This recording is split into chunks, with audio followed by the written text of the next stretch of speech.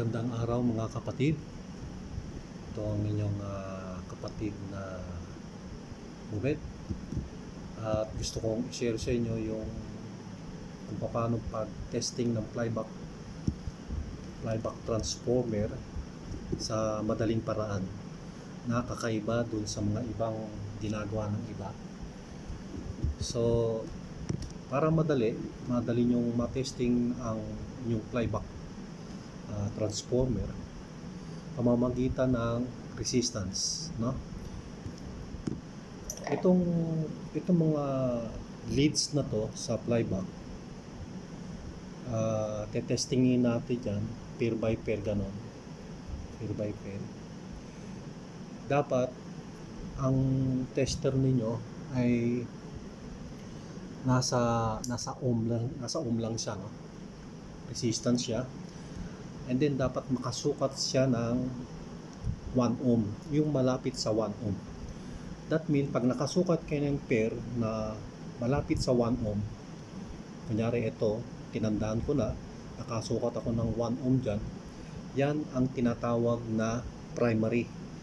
Yung primary na yon consists of yung galing sa output transistor plus yung B+, no?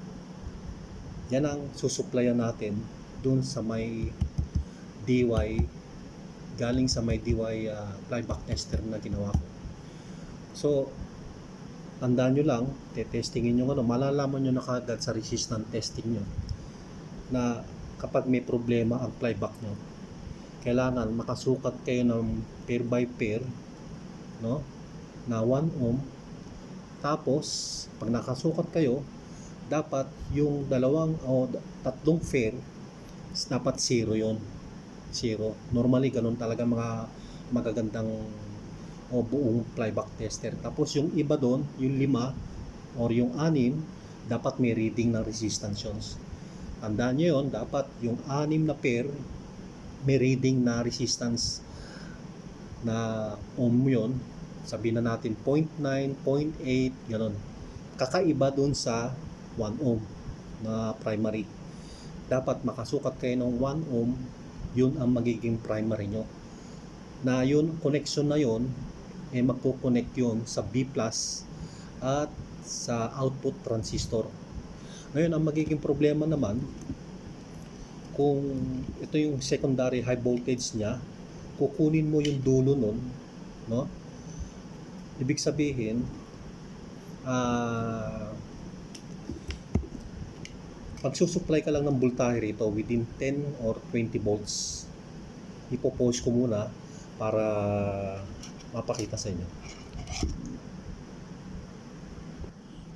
Okay, tuloy tayo. Yung dulo ng test prod natin, yung tester natin naka-set up sa DC. Set natin sa DC.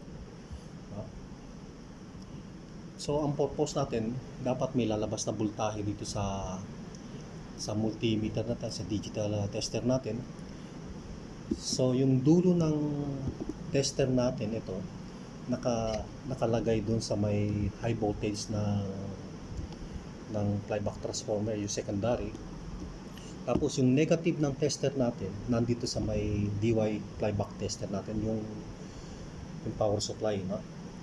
And then, yung positive side ng supply nitong flyback tester, gagawin mo para makita mo yan, iisa-isahin mo lahat yung pin na yan, na kapag may nag-reading na voltahe dyan, isa lang naman na magre-read ng voltahe dyan, hindi naman magre-read lahat yan. Isa lang. Pagka nakita mong may nag-read ng voltahe doon sa tester mo, yun ang dulo ng high voltage na to, no?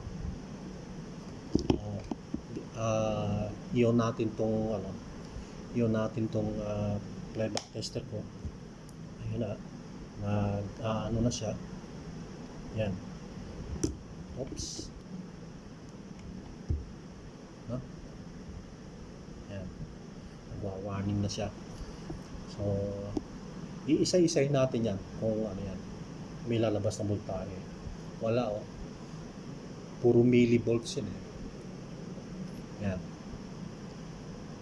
Wala rin. Wala.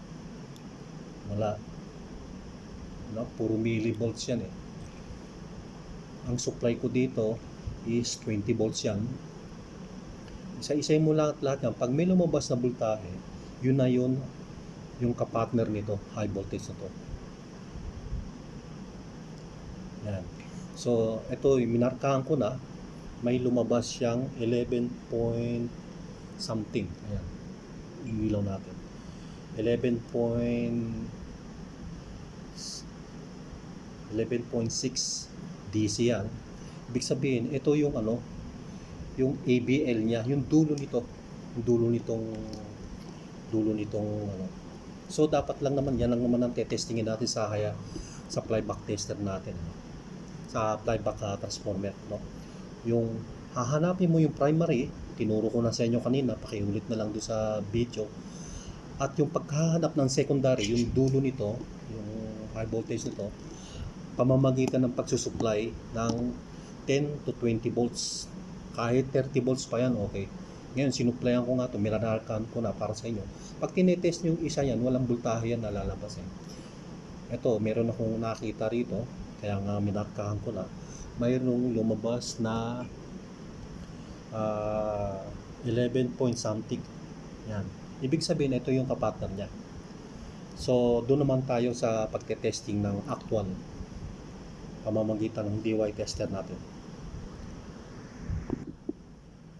Okay, dito sa may DIY flyback tester natin, meron siyang nag-out ng isang kable. Nakatap yun sa may primary ng flyback tester natin, yung pinuha natin kaganina, yung sinasabi kong pagkuha ng primary, no? Pamamagitan ng resistance, no? Kung ano, medyo hindi nyo naiintindihan, ulitin nyo na lang yung video.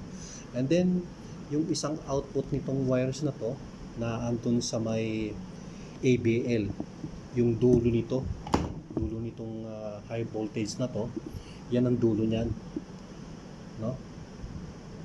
Automatic brightness level ang tawag yan sa ABL. Ngayon tetestingin natin kung paano siya gumana yung ating DIY flyback tester natin. Nakakaiba naman doon sa mga technician na kinakat nila yung horizontal circuit sa plus yung power supply ng TV.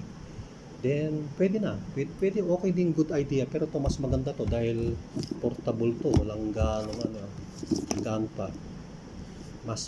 Hindi ko naman sinasabi mas maganda, pero siguro medyo panatag ng magandang salita doon, no? Ito yung flyback tester natin. So tetestingin ngayon natin yung flyback tester natin, yung flyback transformer with our flyback tester. Ito yung high voltage natin, probe. Si-switch na natin. Yan. Nilagyan ko siya ng nagbi-blink na red. Ibig sabihin warning o must be safety, ganun. Ito yung switch natin, patayan yan, no? So tetestingin na natin.